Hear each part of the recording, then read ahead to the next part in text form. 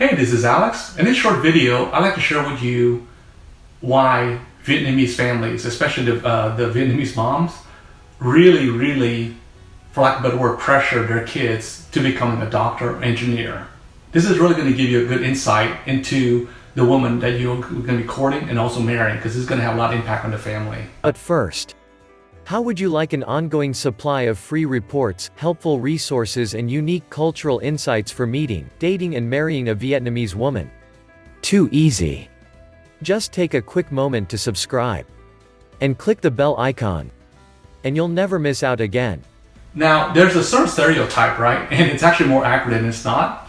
In that a lot of Asian families, and I'll be more specific, right? Vietnamese families that put a lot of pressure on their kids to be a doctor, an engineer, or related profession, right? It's in fact, it's so common that there's actually comedians that kind of exaggerate this for dramatic effect, but it does have a lot of its roots in reality. And so this question, I've been asked this a lot, right? And the reason I bring this up is because if you're going to be courting and marrying a woman, and she may already have a kid, and you may already have one or more kids, this dynamic has to be taken into account. All right. So let me kind of put some context so that way you can understand what I'm about to say next, okay? Vietnam has progressed a lot in the last 15 or 20 years, where there's so much more opportunities now than there were certainly when I was growing up.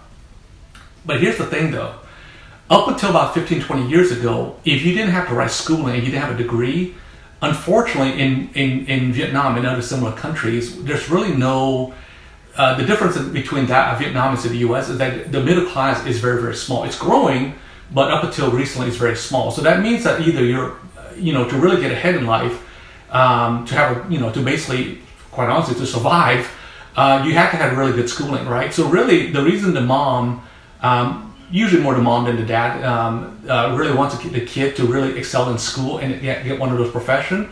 Because historically in Vietnam, those were really the only kind of professions that where the kid can actually grow up and have a good, stable career. You see, because up until recently, you see in the States, there's so many opportunities that really, even, we hear about how like these, larger than life entrepreneurs, right? Like the Mark Zuckerberg to the world, the Steve Jobs to the world, they drop out of high school or college and they go become mega rich, right? So there's almost a whole larger than life mythos to that. In Vietnam, that wasn't even possible up until about 10 years ago. Meaning that if you weren't in one of those professions I just mentioned, the odds of you doing well later in life is extraordinarily low.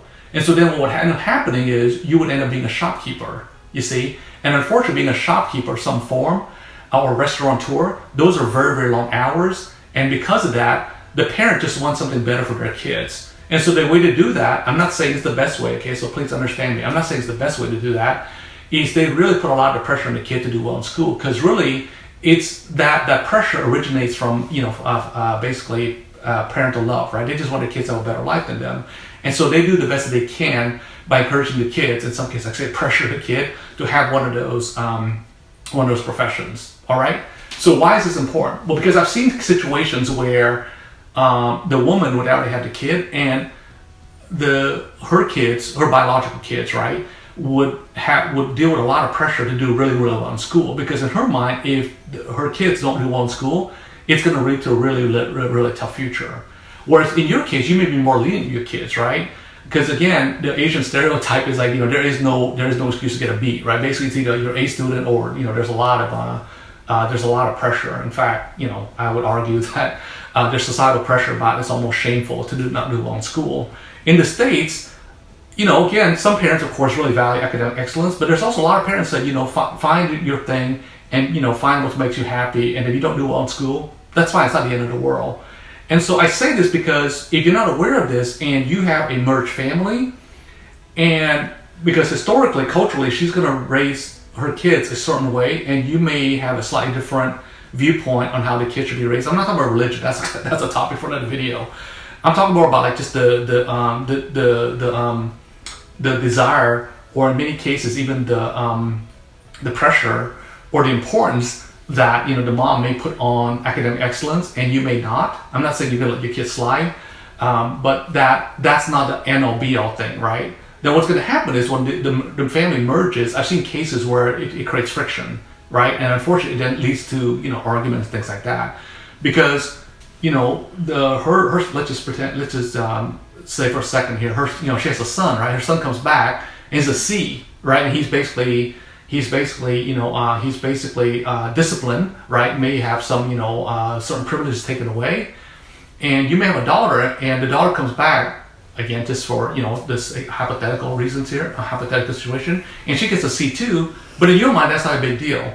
Well, you can imagine, right? The two kids are going to say, well, that doesn't make any sense. You see, in fact, I would argue that in most cases, if this child over here comes back with a B, her son is probably going to get more flack than over here where, you know, she comes back with a C. Now again, I'm making broad statements, right? Obviously, every family is going to be different, but I've seen that to be the case.